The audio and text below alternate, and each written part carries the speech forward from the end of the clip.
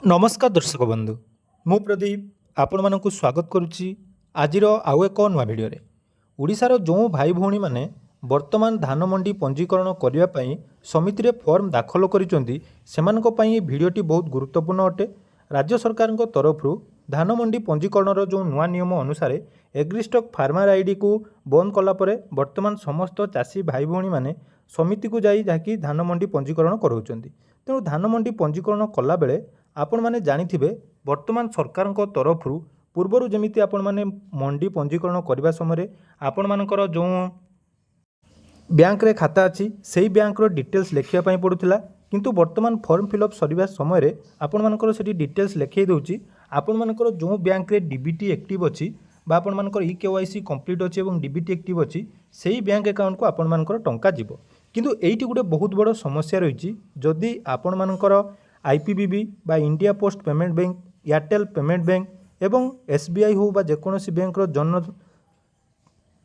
Jan Dhan account अच्छी ताहले टंका आसवा समय आपण मानकर बहुत सारा असुविधा हम। पूर्व वर्ष बहुत चाषी से प्रोब्लेम होता कारण आईपीबीबी हो एयरटेल पेमेंट बैंक हो बा आपण मानकर स्टेट बैंक रो जनधन अकाउंट हो से आपण मानकर कौन प्रोब्लेम रही ना तार गोटे निर्दिष्ट संख्यक जहाँकि आपण मानकर ट्रांजैक्शन अच्छी तो सही ट्रांजैक्शन जदि अधिक टंका आपण मानक अकाउंट को आसीबो ताले आपण मानकर सेटा होल्ड हो जिवो। तेणु आपण मानकर जदि आईपीबी रे अकाउंट अच्छी आमर एयरटेल पेमेंट बैंक रे डीबीटी एक्टिव अच्छी ताले वर्तमान केमिति आपण माने धान मंडी पंजीकरण करेंगे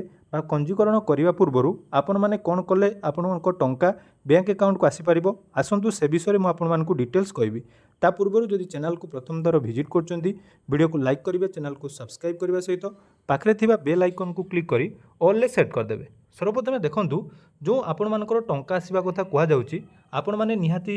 बैंक रो पासबुक दउथिबे किंतु बैंक रो पासबुक देले मध्य टंका आपण मानकर डीबीटी मोड रे आसी तो जेतेबेले डीबीटी मोड रे आसीबो सेतेबेले आपण मानकर समस्या कोन हबो जदि मने करंतु आपण मानकर आईपीबीबी बा इंडिया पोस्ट पेमेंट बैंक रे प्रायतः मैक्सिमम चाषी भाई भौणी मैंने अकाउंट ओपन कर देइछंती एवं एई बैंक रे आपण मानकर डीबीटी एक्टिव हो जाइछि किंतु आईपीबी रो जो लिमिट रही अर्थात आपण माने सेही आईपीबी अकाउंट रे 2 लाख टंका अधिक टंका जहाँकि आपण मानकर क्रेडिट हो पारिबो नाही। जदि आपण माने मैक्सिमम धान बिकुचंती 75 क्विंटाल 60 क्विंटाल तो जार अमाउंट आपण मानकर 2 लाख रु अधिक अछि ता सहित इनपुट सब्सिडी मध्य आसीबो धान टंका एवं इनपुट सब्सिडी टंका आसिला परे आपण मानकर 2 लाख रु अधिक टंका अकाउंट रे हेई गले सेटा आपण मानकर कोन हे जिवो ना अकाउंट रो टंकाटी आपण मानकर होल्ड हे जिवो। बहुत जन चाषी भाई भौणी मानकर एही प्रॉब्लम हेछि तेणु बहुत जनकर कमेंट मध्य मु पूर्व थर थिला जे मंडी पंजीकरण करबा समय कोउ बैंक आमे दबा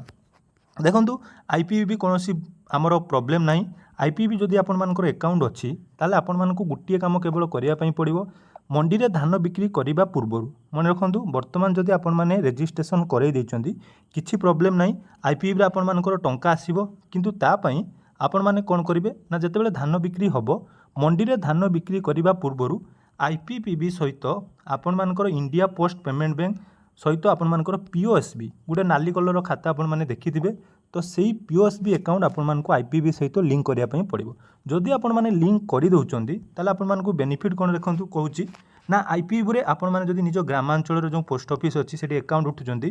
पर डे मैक्सिमम आपण माने 25,000 टंका उठी पारिबे किंतु जदि आपण माने एसबी अकाउंट करि दउचंती ताले 2 लाख टंका जो 2 लाख रु अधिक टंका आपण मानको अकाउंट रे जेतेबेले क्रेडिट हबो से समय आपण मानकर 2 लाख टंका आईपीबी रो रहिबो बाकी जो टंका ऑटोमेटिक आपण मानकर पीओएसबी को ट्रांसफर हो जिवो। मने रखंतु एटा होची मोस्ट इंपोर्टेंट जे काहे कि हमें आईपीबी अकाउंट करिबा एवं ता सहित पीओएसबी लिंक करिबा तेणु आईपीबी एवं पीओएसबी लिंक कला परे 2 लाख रु अधिक टंका आपण माने आईपीबी रे रहिबो 2 लाख बाकी एक्स्ट्रा टंका ऑटोमेटिक पीओएसबी को ट्रांसफर हो जिवो एवं पीओएसबी की ट्रांसफर हेले आपण माने पोस्ट ऑफिस रो चेकबुक नै पारिबे पीओएसबी रो आपण माने एटीएम मध्य पीओएसबी रो नै पारिबे जोउथरे आपण मानकु टंका विड्रॉल करिया पई सुविधा हबो। तेणु एई कथाटी आपण माने मने रखंतु जदि आपण माने मंडी पंजीकरण करई दैचंती एवं आपण मानकर आईपीबी अकाउंट शो करूची ताले आपण माने आईपीबी सहित पीओएसबी लिंक कर दियंतु। आउ रहिला एयरटेल पेमेंट बैंक देखंतु एयरटेल पेमेंट बैंक रो कोनोसी स्थायित्व नै यार कोनोसी निर्दिष्ट ब्रांच मध्य नै जेहेतु डिजिटल बा आपण मानकर पेमेंट बैंक तो जदि आपण मानकर एयरटेल पेमेंट बैंक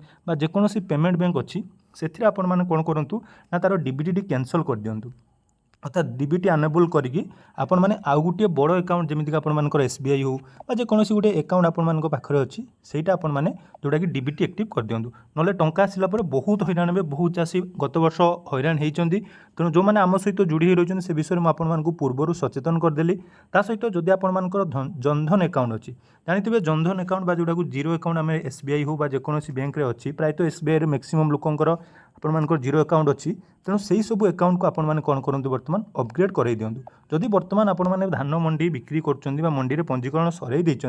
ताले भी किसी प्रोब्लेम ना धान बिकिबा पूर्वर यही सब कम आपण मानकु करिया पई पड़िबो मन रखंतु एइठा हला मोस्ट इंपोर्टेंट नले टंका आसीबा बेले बहुत चासी हैरान होइचंदी आपण माने मध्य आगो हैरान हो पारंती तेणु आपण माने एई भिडियोटी जदि देखुचंदी आपण मानकर सांग साथी मानक सहित शेयर करंतु फेसबुक इंस्टाग्राम देखुतले निहाती एटाकू शेयर करंतु जहाँ द्वारा समस्त पाखरे ई अपडेट मिल पारिबो कारण एई अपडेट विषय बहुत चासी जानि नथांती एवं जोटा कि टंका आसीबा बेले प्रॉब्लम होता है तो भिडियोटी जदि आपण मानकु इनफॉर्मेटिव लागिछि निहाती चैनल को सब्सक्राइब करिवे एवं आपण मानकर डीबीटी जदि चेंज करिवार अछि ताले डिस्क्रिप्शन में आपण भिडियो मिल जाव केमी गोटे बैंक रू आपण मैंने अन्य बैंक को डीबीटी चेक करेंगे आपण मानकर जदि गोटे बैंक रे डीबीटी आपण मैंने एनेबल करने चाहते धन्यवाद।